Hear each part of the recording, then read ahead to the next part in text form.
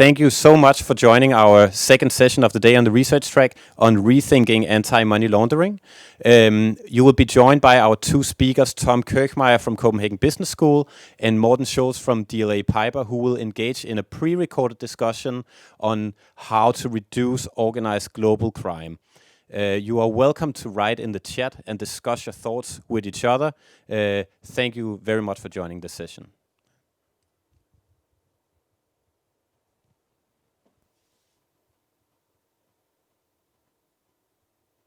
Okay, 1, 2, 3. 1, 2, 3.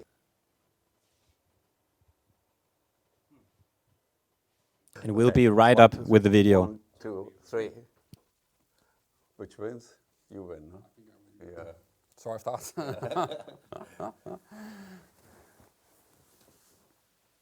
All right.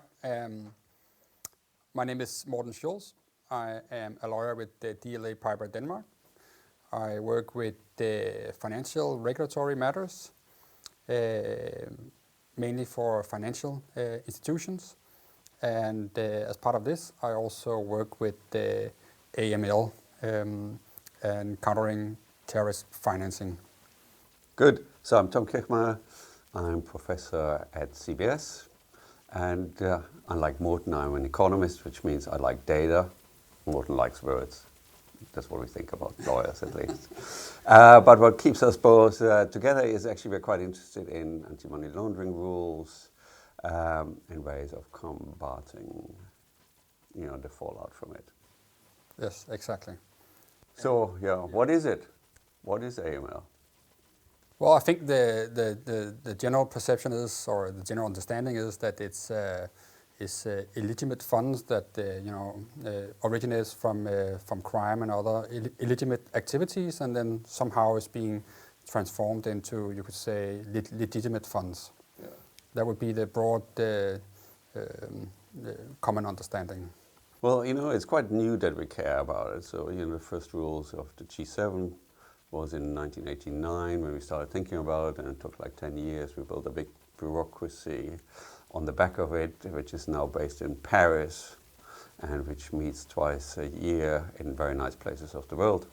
So it gives an incentive for people to fly around. But, like for the last 10 years, we kind of see the system to work properly, to bite. Why do we care? Why do we care? Because we want to actually suppress crime. So, there are two ways you have criminals, who commit it out of passion and you can't do much about it. But most of it is committed by serial criminals, organized crime groups who do this for money. And they do this for very nasty reasons, for very nasty crimes. Abduction of people, and drugs is obviously the biggest group. Then you have CSE, child sexual exploitation, where people start to sell this stuff online. You have many other crime groups, which are only motivated by money and which have a huge impact on society. And so obviously we can get the police to run after them, and that's what we do. But, given that they do it for money, it's easier to catch them on the other side. Yeah. On the money trail. And I think there's a long history in policing that actually the biggest successes were made on the finding the money trail instead of finding the individuals. Exactly, and I think that's a good point. I also think that when you look back, it's you can see it's been the whole the money laundering has been developing in the sense that it's much more sophisticated now. Yeah. You mentioned before the G7 and back in '89, and when you look at the whole context there, it was mainly for drug activities, and now it's more it's emerged, and now it's like this big animal that covers a lot of different types of transferring money into from being illegal to appearing legal. And it's not only associated with drug dealing and these kind of things, but now it's just being used by many stakeholders in society. Yeah, and probably we should talk a little bit more about, where do these funds come from? What are the crimes? So, there's obviously the serious organized crime, which I mentioned before, but then it's a lot of embezzlement of state funds, like, people in Russia, wherever. I don't want to single out Russians here. Transfer a lot of money out. The Africans have a very good history of embezzling state funds, which then end up in Switzerland. Now Switzerland is a bit closed, so things become a bit more complicated there. The Danske case was essentially Russian money. Then you have the ex-satellite states around Russia to the south of it, which are very active in kind of stealing money from its people. And so they then end up in the Western, in the Western financial sector. And then obviously it's avoiding of currency controls, which is a big thing, in the Chinese sphere, because China is such a successful economy, but they don't allow its people to exchange its renminbis into whatever they want to outside, and so the money finds its way some other ways. There's a nice little anecdote, maybe I can tell it. So there's an island in the Pacific called Saipan, which the Americans used to bomb Tokyo in 1944-45. And there was nobody there back then, and so they just made it American. Then the war was over, and the island was forgotten until a Chinese entrepreneur was very clever and built a mega casino, which now launders billions of dollars equivalents every year. And how did we find out about it is because in the process of building this casino, a lot of people got killed, Chinese laborers, and people started to ask questions. And so we didn't find the money, through, monitoring the monetary payment trail. We found it through, accidents. Unexpected. Unexpected death. The Labor Department, or Department for Labor in Washington. So, and then you have, obviously, you also mentioned terror finance as the fourth group, I think, that matters here. Although we can talk a little bit later about how successful we are in suppressing that. I think also, now you mentioned, you would say big cases, but am I also right when I say that you also see money laundering, with small actors, at least? Oh yeah, of course. I think when you look at the pure volume of it, most of it is actually small actors. Yeah. But which ones do real harm to society? That's a good question. Yeah, and these are the big actors. Yeah. And so I think this is my criticism I always have of the setup. It's very much designed to find the small fish, and in the end we shouldn't care about it. Although I'm sure people will disagree with me on this statement, but I remember you once says that the law was written by lawyers for lawyers. Yeah, and so the big ones do the harm, and so we know roughly what you have to pay to get your money laundered. So the cost of it is about 6 to 7%. So it's like the cost of a bad credit card. And so that's the established price. Now you have fixed costs. And so you can, if you're an organized crime group that specializes in money laundering, and so your detection likelihood must be an approximation to 0.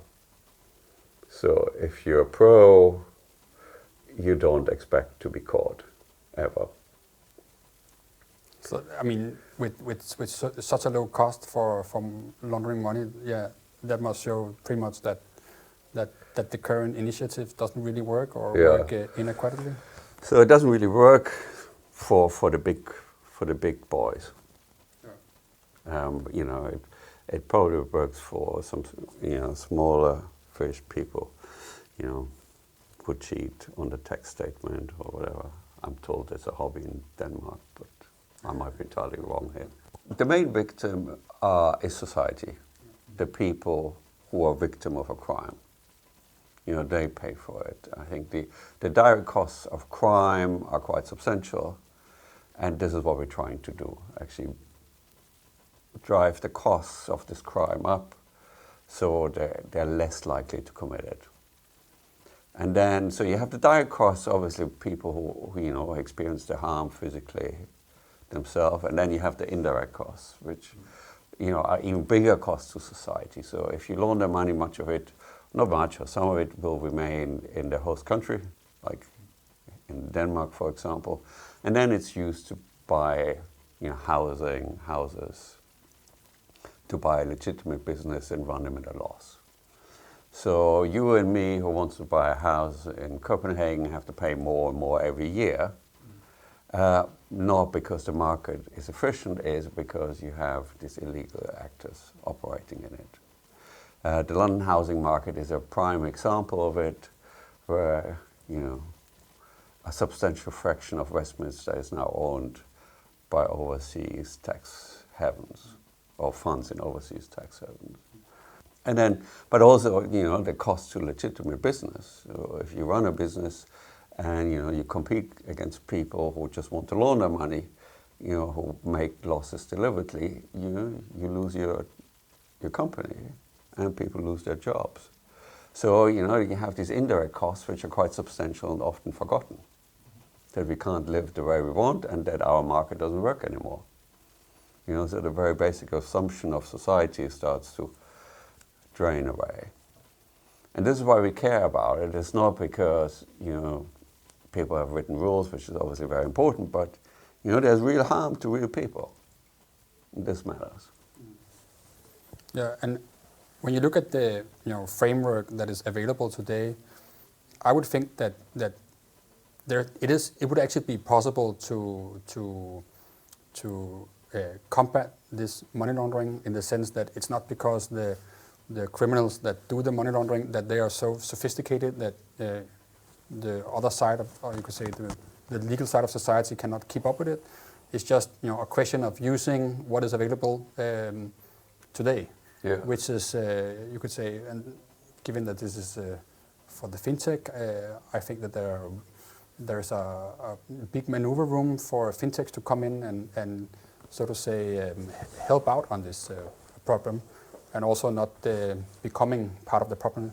Yes. But maybe we should talk a little bit about, so what's the legal framework actually? So what did we come up? We came up with these principles, which are 40 principles by this organization in Paris, FATF, FATF, FATF, whichever way you pronounce it in Danish, which are very nice principles actually. I think everybody can sign up to it. But the problem is, how do we operationalize it? Are these global or European? These are global standards, which most countries actually signed up to. And then there run kind of inspections of how well these rules are implemented. This is, I think, where the painful journey of Denmark started. Because even before the well-known scandal, actually, I think they came second to last in this peer assessment of the implementation of the FATF rules. I remember I just read the conclusions, which was, I don't think, 10 pages, or at least fairly long, and they were not very much in favor of the way that Denmark had combated or adhered to the principles. Yeah. So these principles are important. In Denmark, nobody's done anything about it because everybody trusts each other, and they probably forgot that the globalized world doesn't care much about trust in Denmark, and just uses it as a way of circumventing the rules in a very effective way. And I think this is the first time the money world in Denmark really woke up to globalization and the threats of it. Yeah. And then obviously shortly after we had the scandal with Danske, which everybody knows about, so I don't tell you much about it. And then you had the other Nordic banks coming shortly after. But I always say actually to my students, it's not surprising that the Nordics got hit, because you have this trust system, very little checks and balances. because everybody assumes everybody's doing the right thing. And then you have these organized crime groups which operate globally, very efficient. And obviously see the weakness and exploit it to the fullest. Yeah. And maybe we should talk a little bit, as just a side word, on these organized crime groups who run these money laundering operations, which is interesting. So these are actually extremely sophisticated, not extremely, but these are sophisticated operations. They specialize in one thing. There's a lot of division of labor in that criminal space. And for the really sophisticated ones, we actually don't know very much. So what do you think you know about organized crime groups is actually the stuff you've seen on the movies from Hollywood, which are typically mafia movies. There's a nice story. They talk a lot, so that's how we know a lot about it. But, the people who actually do it on the ground, we know relatively little because we pick up so few of them. Mm. Yeah, just to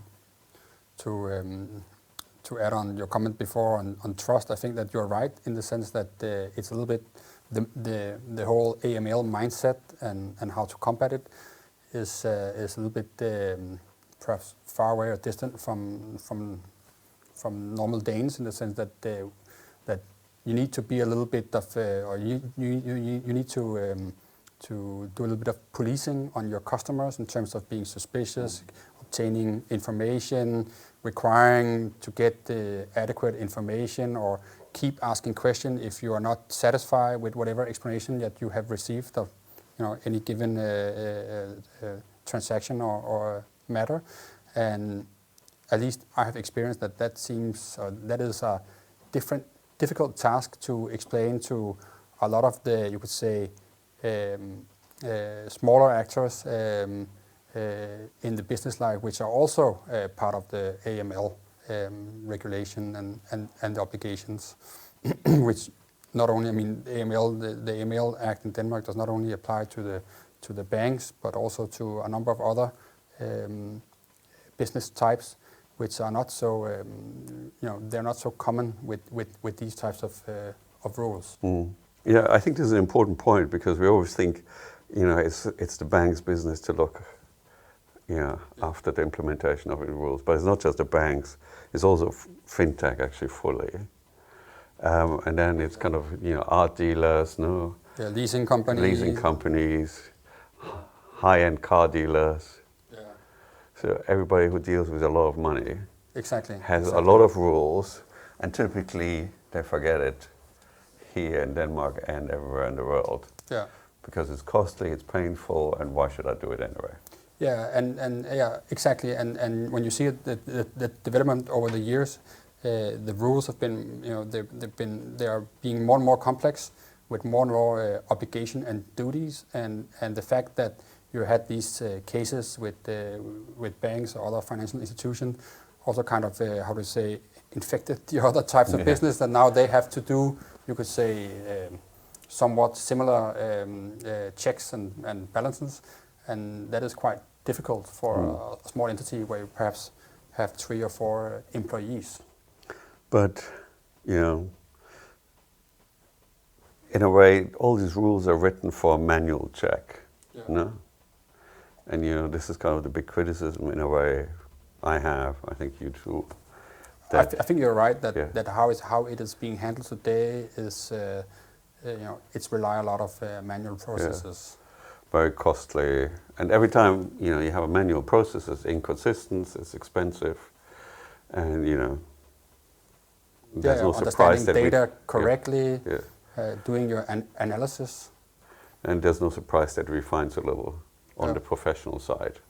Yeah. Because once you have a human being, you find a way of circumventing it. The nature of people. The nature of people. And also it's kind of transparent, and you schmooze them and then there's a way around the way forward. So what does fintech really learn from this? So maybe I open with my criticism of fintech, because I think it's bit the forgotten child. So in this AML initiative. So fintech often thinks it doesn't really apply to them, and it applies to others. You know, Revolut even forgot to kind of make its filings for a year or two because it was in the way. But, you know, it's the Achilles heel in a way. You know, I go as far as, and it's just a hypothesis, I don't know, nobody knows, but, you know, it's probably the back door at the moment to professional money laundering. And what Danske was years ago is now fintech. And, you know, give it a couple of years and then we see the big scandals coming up here, in my opinion. Oh. I might be wrong, I might be right. We will see in a couple of years. So, you know, it's nothing we should take too easily, because once these scandals hit, you know, it will affect the business models. It will cost a lot of money to clean up. Mm. And you think fintech is, so to say, the forgotten child because it's easy way, so to say, to, or is a easy instrument to use to disguise? Yeah, it's very easy. Yeah. So at the moment, you know, obviously the firms are concerned about growing quickly, you know, surviving as every young startup. Yeah. The last thing you want is actually run up the costs on the one side and, you know, make life for your customers difficult on the other. So, you know, it goes like that. And so it gets bigger and bigger in a way. The difference between what's happening on the fintech side and on the bank side. Mm. Now the banks throw enormous amount of resources at the problem now. Yeah, which is probably not the right way out forward either. But then, if could you? I would also think that there should be many opportunities for fintech, so to say, to address these AML procedures, in the sense that it's how the whole methodology is built. It's kind of like it's very, I don't know, blocks. You have your customer, you have your customer due diligence, the enhanced customer due diligence. You have to do some monitoring of transactions or filing in suspicious activities, and of course having controls and controls. And these things, I guess, I would think, just from a lawyer's perspective, would be you could say obvious to kind of put into some kind of fintech environment where you structure these processes. And then also, given that we are living, at least in the Nordic, so digitally, that we will be able to get the data and analyze data and validate whatever data we have from these digital sources. No, I couldn't agree more. I think it's a huge opportunity if people actually wake up to it. Mm. Yeah. So once people see that there's actually demand for these services, collectively or individually, little salami slices. Yeah. I think there's something you can sell not only in the Nordics, but you could sell globally. It's a global market. Yeah, because it's a global problem. Yeah. And it will not go away very quickly, that problem. And so, if people really understand it and start to think about how you can, define a clear front end, a back end, and a proper process, there's a lot to do. On the one hand, as a business opportunity, but also to automate it. Yeah, but are there any kind of steps that needs to be overcome? I mean, you could say data is generally very well protected, but are there, what would kind of, so to say, be the thresholds to come about in order to make Nordic or global solution? Well, I think there are a couple of things. So probably the demand for the services is not what it should be. Yeah. Because the banks still kind of keep it in-house, and fintech doesn't think much about it. And like the art dealers and the smaller businesses are just waking up to the fact that they have to do something about it. So I think in terms of demand, we're just coming around now. And in terms of supply, I think everything is very unsophisticated at the moment. But then this is also a huge opportunity in a way to make it, to automate it, write some algorithms, you know, and really exploit the data to its fullest. And my criticism of the Nordics is you always have all this data, but you don't actually do much with it. Yeah. So it's a wasted opportunity. So you do, you know, and kind of, I think on the pharmaceutical side, the life science, it's a little bit better, but then the statistics over there is not always the best. So they use the data, I think, more, but you know, they could do with much more sophisticated econometrics, and in the rest of the society, it just sits there. And this is kind of also, we have to think how to approach it in a sensible way, you know, how to open up society, to open its treasure trove to the fintech industry and other industries in a way that doesn't violate GDPR. So yeah, the interesting question in a way is, you know, how does money laundering affect fintech? You know, given that fintech, most of them actually don't have a banking license. They provide auxiliary services, which also comes back to the initial question, you know, why should they care? What do you think? Well, I think of course there are fintech is a broad term, and it covers many different types of you could say technology applications. But there where it's of course very important is where you have some kind of transfer of asset, because that transfer of asset can, you know, it can disguise illegitimate actions, you know, in behind. So I guess to answer your question is you know, the more transfer of assets you have, of course you should be more careful with these types of fintechs. And there are fintechs that probably fall completely outside of the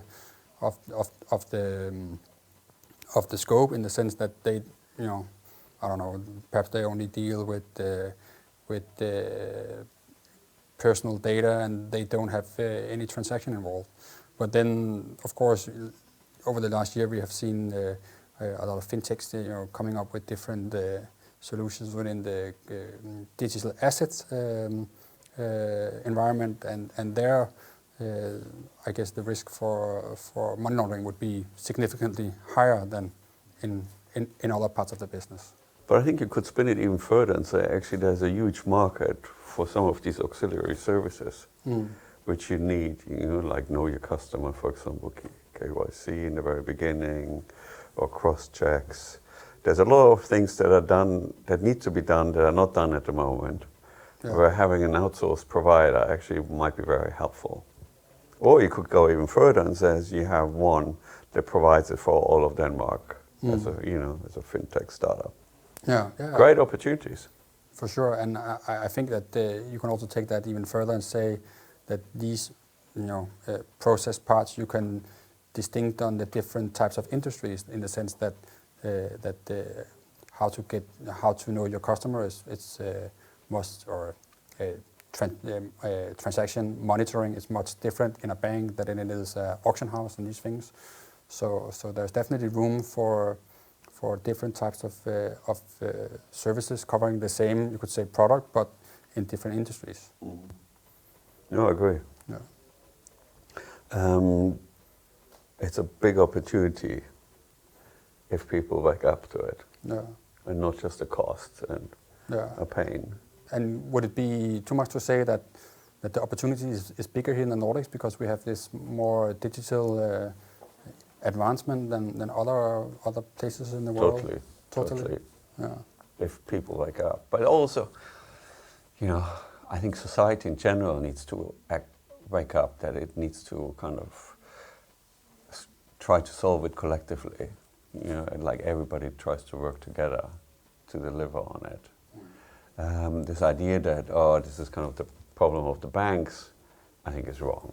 It's part of the society contract, or samfundskontrakten, as we very so much about these days. Yeah. And you know, I think you're right. And then there's a great chance, because don't forget the costs are, you know, carried by society. through the crimes directly and indirectly.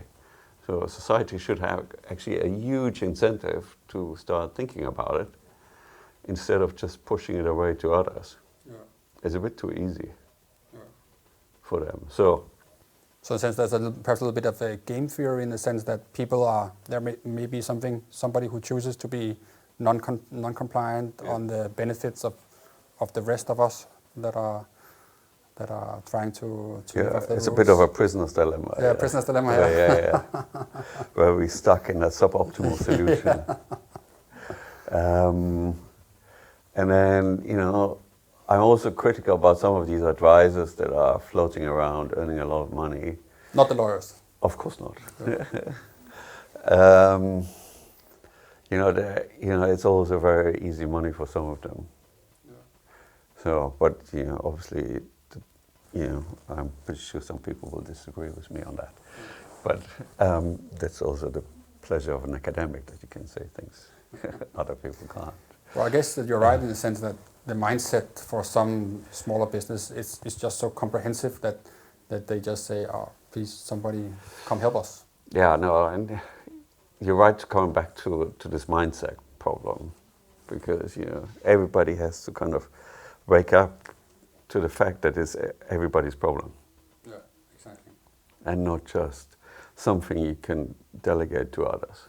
Yeah. You have to care. You have to care.